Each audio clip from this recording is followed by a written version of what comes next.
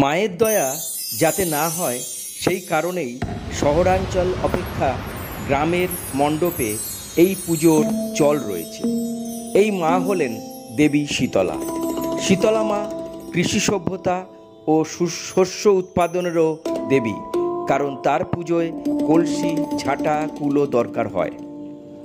শীতলা মায়ের বাহন গর্ধব বা গাধা। গাধা এমন একটি প্রাণী যার পিঠে চড়ানো হয় যাবতীয় জিনিসপত্র, অথচ সেই জিনিসের ওপর প্রাণীটির কোনো লোভ লালসা নেই। দেবীর এমন বাহন সত্যি বিস্ময়কর, কিন্তু এই দেবী শ্বেতবর্ণা, দিগম্বরী, তার ব্যাপ্তি দিক দিগন্ত প্রসারিত। মা শীতলার উৎপত্তি সম্বন্ধে নানা ধারণা আছে। শীতল জলের মাধ্যমে এই দেবী বসন্ত রোগের উপশম করে, এই বিশ্বাস প্রচলিত রয়েছে। পূর্ণ কলস উৎপাদনশীলতারও প্রতীক। জল অর্থে শীতলা মায়ের বৈদিক তাৎপর্যও রয়েছে। বেদে এই দেবী ছিলেন অপ অর্থাৎ জল।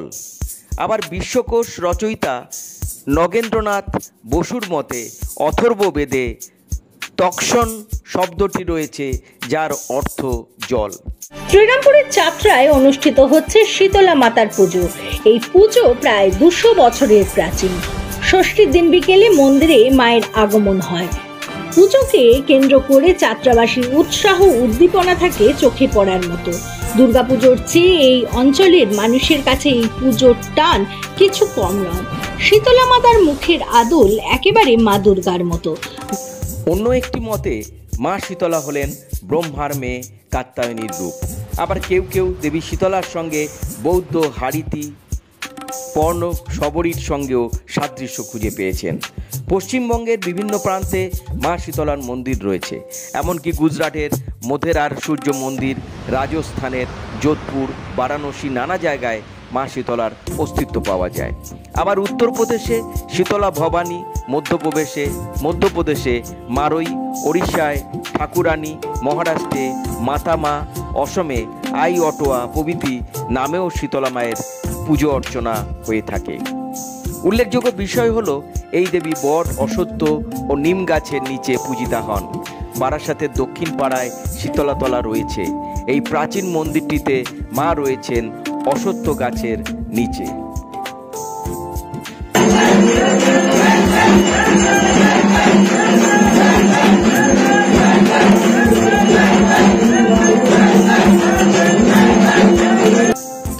জানা যায় মহানায়ক উত্তম কুমার বসন্ত রোগে আক্রান্ত হলে এই দেবীর কাছে তার নামে মানত করা হয়েছিল এবং সেই মানত পুজো করতে তিনি এসেও ছিলেন বারাসাতের দক্ষিণ পাড়ার শীতলা মায়ের মন্দিরে। মা শীতলার পুজোর উপকরণ খুবই সামান্যই, বেলপাতা, সিঁদুর, যে কোনো লাল ফুল এবং চাঁদমালা। কবিরা এই শীতলা মায়ের বন্দনা করে গেছেন তাদের কবিতায়। তেমনই কবিরা হলেন মাইকেল মধুসূদন দত্ত, কালিদাস রায়, কৃষ্ণরাম দাস, নিত্যানন্দ চক্রবর্তী, রামেশ্বর ভট্টাচার্য, মানিক রাম গঙ্গোপাধ্যায় প্রমুখ। এই মাসের শুরুতে অর্থাৎ 2025 সালের এপ্রিল মাসের শুরুতে রাজ্যের মুখ্যমন্ত্রী মাননীয়া মমতা বন্দ্যোপাধ্যায় এই মা শীতলার মন্দিরের পরিদর্শনে এসেছিলেন। সেই ছবি ও ভিডিও দেখে নিন আরও একবার।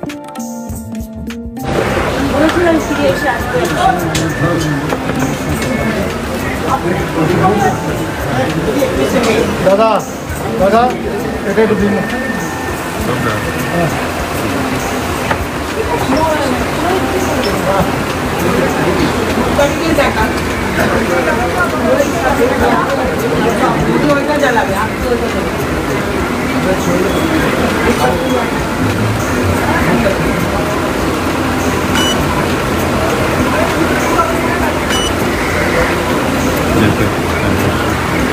ঠিক আছে,